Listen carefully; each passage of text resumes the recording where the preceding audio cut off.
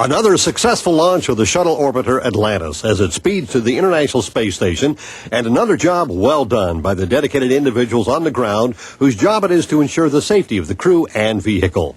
A task which requires commitment, innovation, and a great team effort to ensure critical issues never adversely affect a successful launch like this one.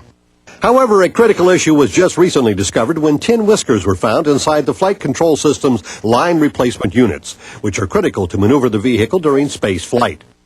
What are tin whiskers? Tin whiskers are electrically conductive crystalline structures of tin that sometimes grow from surfaces where electroplated tin is used as a final finish. First documented in the 1950s, tin whiskers are considered a phenomenon. They can cause serious electrical shorts and system failures.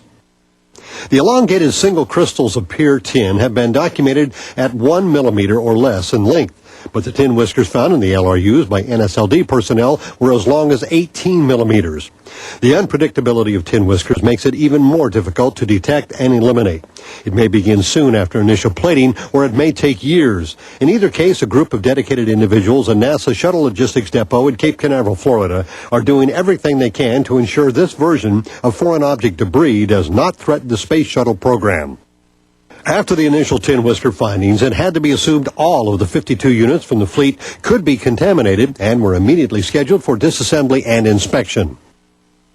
Faced with the challenge of how to handle the task of removing the tin whiskers from the flight hardware, a detailed plan was devised to disassemble, clean the tin whiskers from the LRUs, reassemble, and test each unit. USA went to Honeywell's Florida and Arizona facilities for the additional manpower needed to complete this task. With the normal annual repair rate of 1 or 2 units, the avionics technicians were set with the challenge of repairing all 52 units, an unprecedented volume for the NSLD. Effort was put into assembling an additional manual universal test set used to perform acceptance testing. Assembly of the second manual universal test set was in itself a significant task. Many scarce items had to be located, procured, assembled, and tested to bring this critical system online and operational. Although the tin whisker phenomenon has been known in the electronic industry for some time now, there is very little documentation on how to remove tin whiskers and clean the contaminated components and hardware. Like most space shuttle hardware, the LRUs are irreplaceable, so the only option was to disassemble the contaminated LRUs, clean the tin whiskers, and remove and replace the tin-plated card retainers. One of the key aspects of disassembly was concern for contamination of other flight hardware or flight hardware processing areas. Whiskers will become airborne and infiltrate air systems, causing contamination of widespread areas. As a result, the LRUs were to be disassembled in fume hoods to minimize whisker contamination and to isolate the rework from other flight hardware processing areas.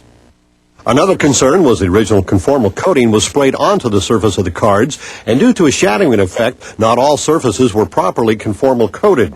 So theoretically, it would be possible for a tin whisker to short unprotected terminals of these components.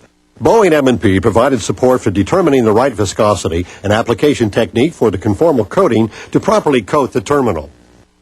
The card retainers were originally installed prior to the internal components, so access to the card retainer hardware in these tight areas of the LRUs are impossible without the newly developed special tools to accomplish this very difficult task. During this teardown process, it was imperative the wiring not be disturbed. The cleaning and removing of tin whiskers with best results was blowing GN2 at a 45-degree angle using an air ionizer blowgun at 50 psi to avoid impinging tin whiskers onto the surface of the circuit cards. Tight controls and the use of special ionized equipment were required to significantly reduce the risk of electrostatic discharge damage to our sensitive electronic equipment. The LRU chassis were much easier to clean. The tin whiskers were vacuumed from the chassis, then cleaned by hand with isopropyl alcohol and lint-free cloth.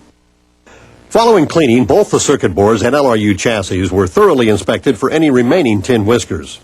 To reduce the fatigue caused by 10-hour days, 6 days a week inspection, an ergonomic-friendly microscope station was purchased to improve the inspection process.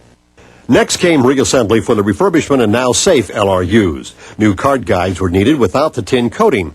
Procurement was able to arrange delivery of critical components. Many material and engineering issues were solved, and Honeywell delivered over 1,200 new card guides.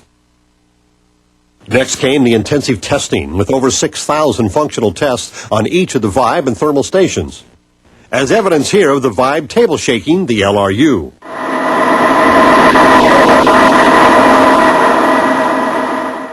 The LRUs are again put through the stringent tests of the manual universal test set to ensure complete and correct readings for 100% accuracy.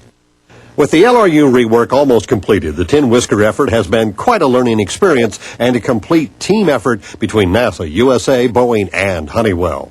The dedication and know-how to get the job done, along with much help from all departments and services, we at the NSLD were able to solve such an incredible and most important issue.